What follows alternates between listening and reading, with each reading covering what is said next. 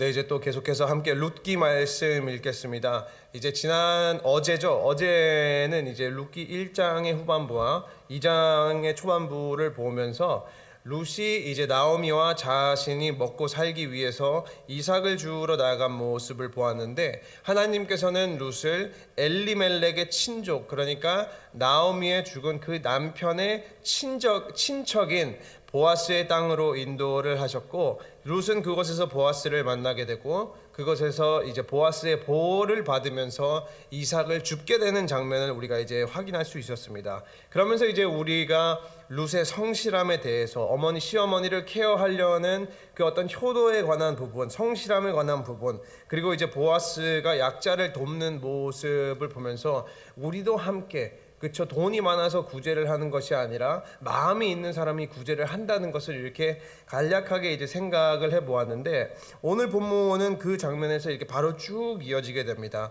제가 이제 13절 14절을 다시 읽으면 이렇게 되어 있습니다. 룻이 이르되, 내 주여, 내가 당신께 은혜 있기를 원하나이다. 나는 당신의 하녀 중에 하나와도 같지 못하오나 당신이 이 하녀를 위로하시고 마음을 기쁘게 하는 말씀을 하셨나이다 하니라. 식사할 때 보아스가 룻에게 이르되, 이리로 와서 떡을 먹으며 내 떡 조각을 초에 찍으라 하므로 룻이 곡식 베는 자 곁에 앉으니 그가 볶은 곡식을 주매 룻이 배불리 먹고 남았더라. 먼저 이제 13절에서는 룻이 보아스가 한 행동에 대해서 어떻게 보면은 자신이 할 수 있는 최고의 존경과 이제 감사를 표현함으로써 받은 위로와 기쁨들을 이렇게 나타내는 문장들입니다. 그러니까 이방 땅에 와서, 이스라엘이라는 이방 땅에 모압 여인이 처음 와서 이 같은 대우를 처음 받아보고, 또 이방 여인인 룻을 여호와 하나님의 이름으로 맞이해주는 보아스의 말은 어떻게 보면은 정말로 힘과 위로가 되었었을 것입니다. 그래서 이제 룻이 엄청난 감사를 표현을 하고 14절로 넘어가면은 그 보아스가 룻을 향해 베푸는 굉장히 세심한 배려에 대해서 우리가 더 자세히 확인해 볼 수 있는 것은, 일단 먼저 14절을 보면은 이제 식사 시간이 되었어요. 식사 시간이 되었는데 먼저 놀라운 것은 보아스는 지금 밥을 따로 먹지 않고 자신의 일꾼들과 같이 먹는 모습을 보인다는 것입니다. 그러니까 일단 보아스라는 사람이 내가 유력한 자라는 것은 신분이 다르고 지위도 다르고 그 지역 사회의 입지가 달랐으면 충분히 그냥 따로 먹을만 하잖아요.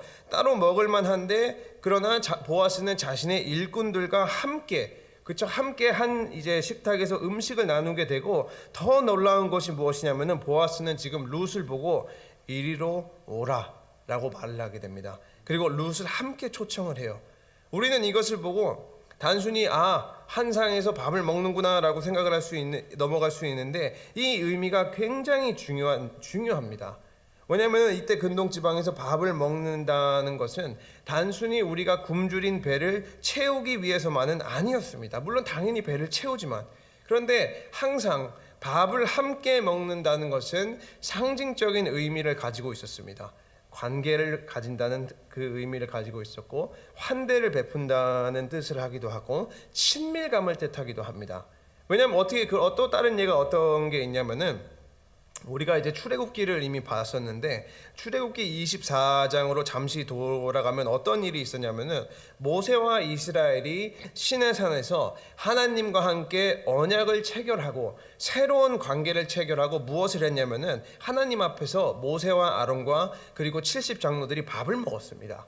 밥을 먹고 교제를 함께 나눈 거예요. 그 밥을 먹음으로써 너와 나는 이제 관계가 형성이 되었다라는 것을 뜻하는 것인데, 보아스가, 이스라엘 사람 유력한 자 보아스가 모압 여인 룻에게 함께 와서 밥을 먹자 라고 그 말을 했다는 것은, 단순히 먹을 것을 준 것뿐만이 아니라 또 룻에게 가장 필요했던 것, 소속감, 그쵸, 이방 여인으로서 그 관계에 관한 부분을 보아스가 채워준 것이에요.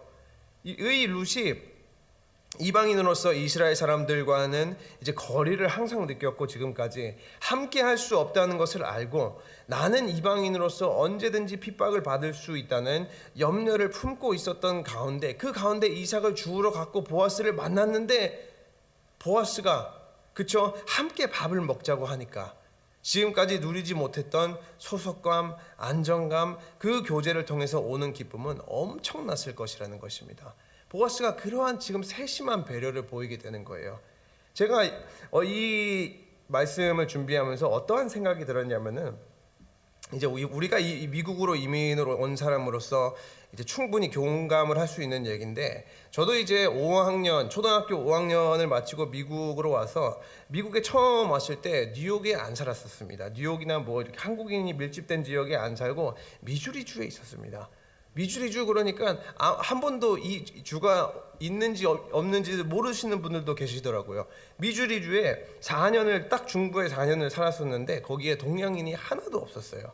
그러니까 제가 다녔던 중학교에 한 3명, 한 4명 있었나? 뭐 저 하나, 중국인 하나, 필리핀 하나, 그렇게 해서 3, 4명. 그리고 이제 처음에 학교를 다니고 아무도 모르니까 이제 점심시간이 되면은 혼자, 그렇죠? 점심시간이 되면은 아무도 모르니까 혼자. 또 이제 제가 어렸을 때부터 좀 많이 아팠어가지고 학교 점심은 이제 도저히 먹을 수 있는 상황이 안 돼서 또 그걸 못 먹으니까 밥을 싸간 거예요. 밥, 그렇죠? 안 그래도 한국인이 없는데 또 상황이 이러니까 냄새나는 이제 밥과 반찬, 그렇죠? 오이지 무침 뭐 이런 거, 오이지 무침이 아니라 단무지 무침 뭐 이런 거 얘기해서 싸갔는데 몇 달 동안 진짜 테이블에서 혼자만 쭉 먹었었어요. 그러니까 아직도 기억이 나는데, 이게 이 단상이 테이블이라고 생각을 하면은 부끄러워가지고 테이블 위에 앉으면은 테이블 위에다가 올려놓고 밥을 먹어야 되는데, 이게 부끄러우니까 테이블 밑에다가 숨겨놓고 먹었었어요. 무릎에다가 올려놓고 숨겨놓고 한 입 먹고 눈치 한번 보고, 딱 그런 일들이 이제 몇 달 동안 이제 지났는데, 어느 날도 어김없이 점심시간이 되어서 혼자 이제 밥을 먹고 있는데 같은 수업을 듣고 있던 미국인 하나가 아무런 이유 없이 저한테 와요. 그러더니 나한테 야, 같이 밥을 먹자라고 하더라고요. 그런데 그때에 딱 오는 기쁨, 그쵸? 그 기쁨, 사람들이 나는 비록 한국에서 오고 문화도 다르고 생긴 것도 다르지만 그래도 나를 배려해 주는구나, 그쵸? 함께 밥을 먹으려고 나를 초대하는구나, 그죠? 이 작은 기쁨이 아마 루시 느꼈던 기쁨하고 조금 비슷했을 수도 있을 것이라는 생각이 들었습니다. 그런데 결국에 루시 이 기쁨을 누릴 수 있었던 이유는, 보아스는 배려를 할 때 그냥 배려를 하는 것이 아니라 남의 마음을 헤아리는 배려를 했다는 것입니다. 그러니까 내가 생각하는 배려의 개념이 아니라 그 사람이 가장 필요한 배려. 왜냐하면 14절을 다시 자세히 보면은 보아스가 룻에게 말할 때 네가 이리로 와서라는 말을 하는데, 그 말은 무슨 뜻을 지금 얘기하냐면은 지금까지 룻은 항상 보아스 그리고 거기에 있던 일꾼과는 거리를 두었다는 것을 말합니다. 거리를 두고 일을 하고, 거리를 두고 말을 하고, 거리를 두고 이삭을 줍고. 그런데 보아스의 행동을 보면은 이리로 와라, 그리고 네가 함께 우리와 먹어라 라는 엄청난 배려를 베풀게 되는 것이죠. 우리는 이 본문을 가지고 이 보아스에 대한 배려에 대해서 생각을 해볼 것이 있습니다. 왜냐하면 많은 사람들이 배려라는 것을 이제 생각을 할 때 어떠한 개념으로 배려를 생각을 하냐면은, 배려를 한다는 것이 나는 조금 불편하지만 남을 위해서 양보하는 행동, 아니면은 내 생각으로 남에게 호의를 베푸는 행동. 이제 배려가 대부분 이제 그러한 식으로 적용이 되는 경우가 많은데, 우리는 이것이 그 배려가 내가 불편함을 참는 게 배려, 그렇죠? 양보하는 게 그게 진정한 배려인지를 생각을 해볼 수 있어야 합니다. 왜냐하면은 어떠한 일이 생기냐면은, 우리는 분명히 삶을 살다가 보면서 남을 위해서 배려를 한다고 하는데 오히려 배려를 했는데 반대로 욕을 먹어요. 반대로 이기적이라는 소리를 듣고 또 어떻게 보면은 배려를 받는 사람을 곤란하게 하는 그런 경우가 생긴다는 것입니다.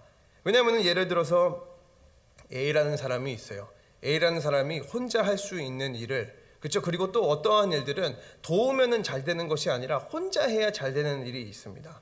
근데 그거를 B라는 사람이 봐요. 그리고 B라는 사람이 갑자기 돕고 싶은 마음이 생기는 거예요. 배려하고 싶은 마음이 생겨요. 근데 그리고 B라는 사람이 A를 돕는다고 앞에서 이렇게 알짱알짱거리고 있는데 A는 흐름이 끊기니까 오히려 방해가 되는 거예요. 왜냐하면 혼자 많이 이렇게 같이 하는 것보다 혼자 이렇게 그냥 빨리빨리 하면 할 수 있는 일들이 있는데, 앞에서 도운다고 이제 알짱알짱거리면은 흐름이 끊기고 신경이 쓰여서 일이 안 되는 경우가 많다는 것입니다.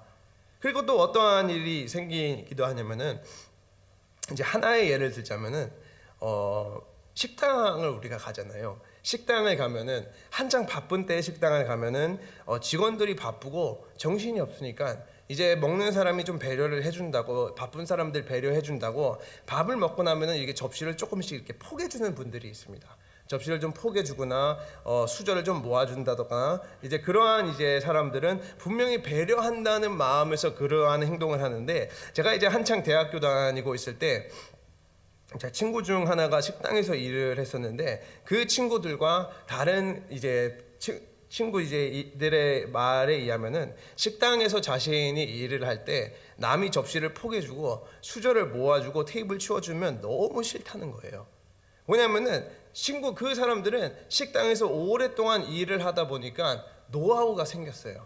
아, 접시를 이렇게 포개면은 더 많이 가져갈 수 있구나, 이 흐름에 있으니까 내가 이렇게 어떤 자신만의 방법으로, 오래 일하면서 터득한 방법으로 더 많이, 더 빨리, 더 효율적으로 접시를 치우고, 이렇게 그런 방법이 있는데 다른 사람들이 그걸 도와준다고 애매하게 해버리니까 오히려 일만 더 생겨서 싫어한다는 것입니다. 그래서 이 오늘 말씀과 이 예들을 통해서 우리가 함께 생각을 해볼 수 있는 것은, 배려라는 것은 나 혼자 느끼고 나 혼자서 하는 것이 배려가 아니라 상대방도 함께 느끼는 것이, 그죠? 상대방과 내가 함께 느끼는 것이 참된 배려라는 것입니다.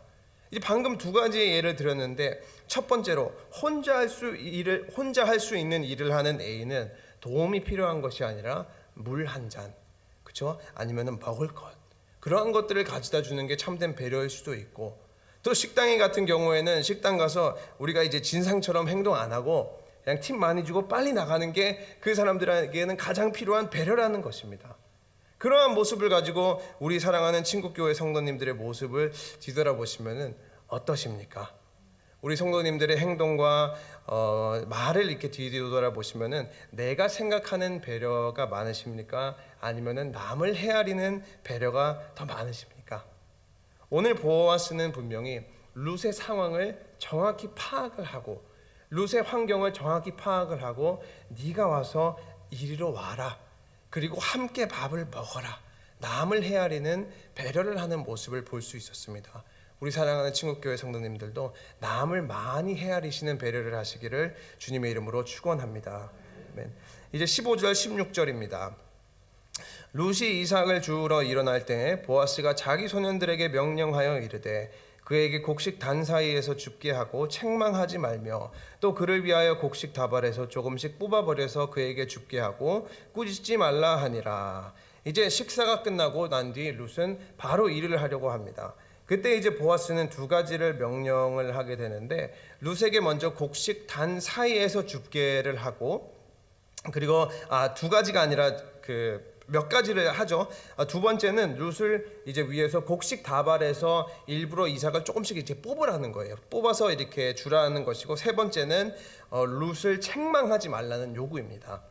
그러니까 이제 단 사이라는 그 지점이 어디냐면은, 수확한 곡식이 이렇게 잔뜩 쌓여져 있는데 그것을 한 움큼씩 모아서 하나의 큰 단으로 묶는 지점입니다. 그러니까 이것을 이렇게 들고 묶으니까 내추럴리하게 이삭이 많이 떨어지게 되는 거예요. 그러니까 원래 그 자리는 이삭이 워낙 많이 떨어지니까 밭 주인들은 대부분 그곳에서 가난한 자들이나 과부들이 이삭이 줍는 것을 못하게 했다고 합니다. 그런데 보아스는 룻에게 얘기해서 너희가 단 사이에서 이삭을 주어라. 그러니까 힘을 많이 들이지 않고도 충분한 양을 주울 수 있다는 것을 뜻하고, 두 번째는 이제 룻을 책망하지 마는 것, 그렇죠? 그냥 이삭을 가져가지 못하게 하는 것을 금하는 것. 그리고 세 번째는 룻을 위하여 다발에서 조금씩 뽑아라라는 말인데, 이 말을 조금 이제 더욱 정확히 번역을 하면은 이삭을 네가 떼어내어서, 그러니까 많은 일꾼들이 단을 묶다가 룻이 가져갈 수 있도록 이렇게 대놓고 이렇게 떨구는 것이 아니라, 보아스의 요구는 단을 묶을 때 그 단에서 실수로 흘린 것처럼 행동을 하라는 것입니다. 그러니까 내가 만약에 이 말 속에는 룻이 만약에 이삭을 주었는데 안 그래도 상황이 그런데 그 일꾼들이 대놓고 이거를 버리는 식으로 행동을 하게 되면은 룻이 수치를 당하게 되잖아요. 내가 수치를 당하면서 굴욕을 당하면서 그 이삭을 죽게 되니까 그러한 느낌이 없도록, 내가 동정을 받는다는 느낌을 받지 않도록 하는 세심한 행동, 그냥 모른 척 실수로 죽은 것처럼 네가 이삭에서 그 이삭을 떼어라 라는 것입니다. 그러니까 정말로 보아스를 봐도 진짜 우리가 따를 점이 많은 게, 이스라엘 이때 당시에는 이스라엘 모두가 자기의 소견대로, 그러니까 사사시대 가운데 자신의 소견대로 하나님의 법이 아닌 자기가 원하는 방법대로 삶을 살던 시대에 오히려 보아스는 구별이 되어서 하나님을 경외하고 하나님을 따르는 법과 하나님을 따르는 신앙, 그리고 이스라엘에 있었던 주변에 있는 약자들, 또 자신 아래서 일했던 일꾼들, 그리고 룻을 향한 배려, 정말로 생각해 볼 수 있는 것이 많은데 그 중에 가장 중요한 것은 어떻게 보면은 보아스의 모습, 이 배려의 모습이 어디에서 나왔냐면은 자신이 하나님을 믿는 그 믿음에서 나왔다는 것입니다. 그 믿음이 삶에서 그대로 나타난 것이에요. 그러니까 철저하게 보아스는 자신의 삶을 통해서 자신이 먼저 하나님을 믿음으로써 하나님을 경외하고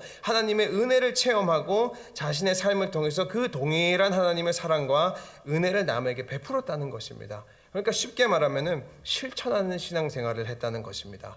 2절을 우리가 다시 생각해 보면은 약자들에게 말로만 여호와께서 너희와 함께 하시기를 원하노라 라고 하고, 그 말로 끝나는 것이 아니라 자신의 밭에서 이삭을 줍도록 하고, 자신의 밭에서 실천적인 어떤 그 말, 여호와께서 너희와 하나님께 하시기를 원하노라 라고 그 말에서 그치지 아니하고 실질적으로 도움을 줌으로써 자신이 하나님께서 진짜로 함께 하신다는 것을 나타내고, 자신의 일꾼과도 서슴없이 함께 밥을 먹고, 그쵸, 같이 룻도 이제 초청을 하면서 밥을 먹고, 그러니까 이 모든 것은 그와 그의 그 보아스에게 하나님의 말씀을 따르는 믿음이 있었기 때문이고, 그것뿐만이 아니라 그 믿음을 자신의 신앙의 어떤 이제 실천으로 옮기는 행동도 분명히 있었다는 것입니다. 그러니까 신앙과 실천은 항상 함께 가야 된다는 것입니다. 그리고 우리의 신앙은 우리의 삶을 통해서 나타나야 된다는 것입니다. 나와 하나님과의 관계가 올바른지, 내가 하나님 앞에서 어떠한 사람인지, 이 질문이 만약에 궁금하시다면 이 질문의 해답은 우리의 삶을 뒤돌아보면 알 수 있습니다. 하나님을 사랑하는 만큼 우리는 당연히 이웃도 사랑해야 되거든요. 하나님을 사랑하지 않으면 이웃도 사랑할 수가 없는 것입니다. 근데 이 많은 분들이 안타깝지만 이 동일한 믿음, 그렇죠? 수직적으로 수평적으로 이렇게 하나님과 이웃과 이루어지는 믿음 생활을 해야 되는데, 두 가지의 모습, 다른 모습, 하나님과의 믿음 따로, 세상에서 사는 삶 따로, 이렇게 두 개의 태도, 두 개의 가치관, 두 개의 삶의 방식을 가지고 계신 분들이 많다는 것입니다. 신앙 따로, 삶 따로. 그런데 우리가 보아스의 모습을 보면은, 그리고 그것뿐만이 아니라 하나님께서 우리 모든 성도님들에게 원하시는 삶은, 신앙과 삶은 항상 동일해야 한다는 것입니다. 최선을 다해서 우리의 신앙을 삶에 보아스처럼 적용을 해야 한다는 것입니다. 그러니까 교회에서만 말씀을 듣고 교회에서만 배려하고 좋은 말을 하는 것이 아니라 세상에서도 동일하게 함으로써 배려를 하는 것이, 그것이 참된 빛과 소금의 역할을 하는 것입니다. 그러니까 저도 목회자의 입장으로서 말은 하고 행동에 이르지 않으면 모순적인 사람밖에 안 되잖아요. 그러니까 저도 말을 하면은 실제적으로 집에 갔을 때 부족하지만 세상에 나갔을 때 한 번 더 배려하려고 하고, 한 번 더 때로는 화가 나고 올라오기도 하지만 참고, 그렇게 해서 실천적인 모습을 보이려고 합니다. 그것이 제가 목회자라서 그렇게 하는 것이 아니라 성도로서, 내가 먼저 크리스찬으로서 마땅히 해야 하는 것이기 때문에. 물론 힘듭니다. 저도 엄청나게 힘듭니다. 화나는 거 참는 게 얼마나 힘들겠습니까? 그러나 우리가 예수님을 의지하고 신앙을 실천하는 삶을 살 때 우리의 삶을 통해서 그리스도의 향기가 나타날 것이고, 우리의 삶을 통해서 예수님의 성품이 나타날 것입니다. 그렇게 되면 우리는 분명히 많은 열매를 맺을 것이고, 보아스와 같은 유력한 자로서 하나님의 사랑과 하나님의 은혜를 많이 나타내는 도구로 쓰임을 받으실 줄로 믿습니다. 이제 17절입니다. 룻이 밭에서 저녁까지 줍고 그 주운 것을 떠니 보리가 한 에바쯤 되는지라.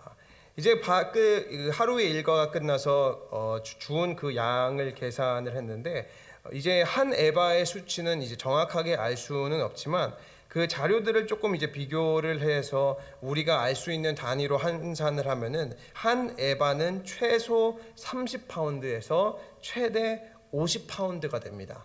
그러니까 엄청나게 무거운 양의 이삭을 주었다는 것입니다. 정말로 이제 풍성이 거두었다는 것을 알 수 있는 것이고, 그리고 그 풍성한 양을 가지고 당연히 집으로 나오미에게 가니까 그의 룻의 하루에 대해서 묻는 것이 이제 18절 19절입니다. 그것을 가지고 성읍에 돌아가서 시어머니에게 그 주운 것을 보고 그가 배불리 먹고 남긴 것을 내어 시어머니에게 드리매 시어머니가 그에게 이르되 오늘 어디에서 주었느냐 어디서 일을 하였느냐 너를 돌본 자에게 복이 있기를 원하노라 하니 룻이 누구에게서 일했는지를 시어머니에게 알게 하며 이르되 오늘 일하게 한 사람의 이름은 보아스이니이다 하니라. 우리가 여기에서 먼저 이제 소소하게 좀 재밌는 이제 디테일한 가지를 볼 수 있으면은 14절 15절에서 룻과 이제 보아스와 일꾼들이 밥을 먹을 때 한 행동들은 다 말하지는 않았는데 18절에서 와서 알 수 있는 것이 무엇이냐면은 룻이 음식을 일부러 조금 떼어놨다는 거예요. 룻이 자신의 그 분량을 받고 그것을 다 먹은 것이 아니라 그것을 이제 떼어가지고 시어머니에게 드릴 것을 챙겨왔다는 것입니다. 그 챙겨왔다는 게 정말 어떻게 보면은 항상 매 순간마다 그쵸 밖에 있어도 어떻게 하면은 내가 어머니를 섬길 수 있을까라는 생각으로 가득 찼었기 때문에 내가 배고프고 있었는데 그 와중에도 어머니가 드릴 것을 챙기고 그걸 먼저 일단 주머니에 넣어놓고 먹고 일하고 집에 오자마자 어머니한테 드렸다는 것입니다. 그리고 이제 룻이 말하는 것은 이 모든 호의를 베푼 자가 보아스였다는 사실을 밝히게 됩니다. 정말로 놀라운 일이죠. 룻이 엄청난 양의 먹을 것을 가지고 온 것뿐만이 아니라 그러한 은혜를 베풀어 준 사람이 나오미의 죽은 남편 엘리멜렉의 친족이었다는 것입니다. 그러면서 이제 나오미는 보아스를 기업 물을 자, 이 사람이 기업 물을 자이다라는 표현을 하게 됩니다. 그러니까 이것은 이제 제가 전에 처음에 룻기 시작을 했었을 때 잠시 말씀드렸던 것인데, 기업 물을 자, 또 히브리어로는 고엘 제도는 하나님께서 주신 기업을 보존하고 혈족을 유지하고 또 이제 누군가가 부당한 피해를 받았을 때 그 친족이 도와서 보상을 받을 수 있도록 하나님께서 보호하도록 하는 이제 제도였습니다. 그러니까 이제 자세히 어떻게 해야 되냐면은 고엘의 의무 또는 기업 물을 자의 의무는 가난한 혈족의 재산이나 때로는 신분이 팔렸을 때 땅이나 신분을 다시 사주는 것, 아니면은 피해당한 친족을 위해서 복수를 해주는 것. 그리고 또 한 가지 이제 우리가 여기에서 가장 관심 있게 봐야 하는 책임 중에 하나가 기업 물을 자의 친족. 그렇죠? 그 친족이 그 집안의 미망인과 결혼을 해서 대를 이어주는 책임, 때로는 심지어 친족의 죄값을 대신 받기도 하는 것이 고엘 제도입니다. 그러니까 내가 할 수 없는 것, 내가 신분이 팔리고 땅이 팔리고 과부가 됐었기 때문에 내가 할 수 없는 것을 나의 친족 중에 유력한 자가 대신 돕는 것을 그러한 의미를 말하는 것입니다. 그런데 나오미가 말하는 것은 보아스는 그 엘리멜렉의 기업을 물을 수 있는 사람 중에 하나였다는 것입니다. 그러니까 조금씩 나오미와 룻에게도 희망이 보이기도 합니다. 희망이 보이는 가운데 또 21절을 보면은 룻기의 저자는 또 다시 한번 한 가지 사실을 우리에게 상기시킵니다. 21절 뭐라고 시작합니까? 모압 여인 룻이 이르되 그가 내게 또 이르기를 내 추수를 다 마치기까지는 너는 내 소년들에게 가까이 이르라 하더이다. 그러니까 룻이 모압인이었다는 사실이 다시 한번 반복이 되고, 그러니까 성경에서 우리가 볼 수 있는 것은 한편으로는 희망의 가능성이 이렇게 일어나는 가운데 또 한편으로는 룻의 어떤 현실, 그 처지를 알게 하고 이제 2장은 마무리가 됩니다. 이제 2장을 우리가 이제 전체적인 그림에서 한번 생각을 해보면은 2장의 초점의 큰 이제 대부분은 룻에게 맞춰져 있었습니다. 이방 여인 룻은 하나님을 따르려는 결심과 함께 하나님의 도움을 찾았습니다. 그러니까 그러한 의미에서 룻은 찾는 자, 영어로는 seeker였습니다. 룻이 하나님을 찾았을 때 하나님은 그에게 보아스를 통해서 은혜를 베푸셨습니다. 그런데 이 2장의 초점은 룻에게만 있는 것이 아닙니다. 뭐냐면은 2장 안에서 다양한 사람들이 자신의 나름대로 하나님을 찾고 있었기 때문입니다. 왜냐하면 나오미는 지금 가만히 있는 것처럼 보였지만 분명히 나오미도 하나님께서 여전히 자신과 함께하고 계셨는지, 하나님과의 관계가 지금 어떻게 되었는지를, 그 관계에 대해서를 찾고 있었고, 또 2장의 마무리를 보면은 일어난 사건들을 통해서 여전히 하나님께서 나오미에게 은혜를 베풀고 계신 것을 찾을 수 있었습니다. 보아스도 마찬가지입니다. 보아스도 분명히 하나님을 신실하게 따르는 이스라엘 사람으로서 이방 여인이었던 룻이 다가왔을 때 이스라엘인이 아닌 이방인에도 자비를 베풀어야 하는지, 그리고 얼마큼 베풀어야 하는지, 그렇죠? 어느 정도 베풀어야 하는지를 모르니까, 전례가 없으니까 그 뜻을 알기 위해서 하나님의 뜻을 찾으려고 했었습니다. 그리고 우리는 이 이야기의 흐름을 통해서 보아스도 올바른 선택을 했다는 것을 알 수 있습니다. 이 장은 항상 이 찾는 자가 있어요. 찾는 자, 하나님의 뜻을 찾는 자. 그런데 여기에서 우리가 볼 수 있는 것은 찾는 자가 하나가 더 있습니다. 이 장에서 찾는 자는 하나님이십니다. 왜냐하면은 하나님께서는 이 모든 우연 같은 일 가운데 함께 하셨고, 하나님의 섭리로 지금 사건을 진행하실 때마다 우리가 분명하게 볼 수 있는 것은 하나님께서 오히려 나오미와 룻을 찾으셔서 그 한 자리로 모시고 계셨고, 그렇죠? 그들을 찾으셔서 그들을 모든 사건들을 통해서 세워가고 계셨다는 것입니다. 그 말은 하나님은 항상 우리를 찾고 계신다는 것입니다. 그렇기 때문에 우리도 간절히 하나님을 찾고 간절히 하나님의 도움을 구할 때 하나님께서는 반드시 우리를 찾아주실 것이고 우리에게도 구원의 손길을 베푸실 것입니다.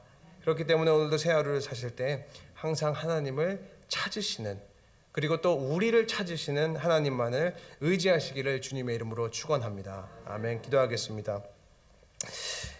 사랑의 하나님, 감사합니다. 주님, 우리가 귀한 말씀을 통해서 오늘은 이제 보아스의 배려에 관해서 더 자세히 보았습니다.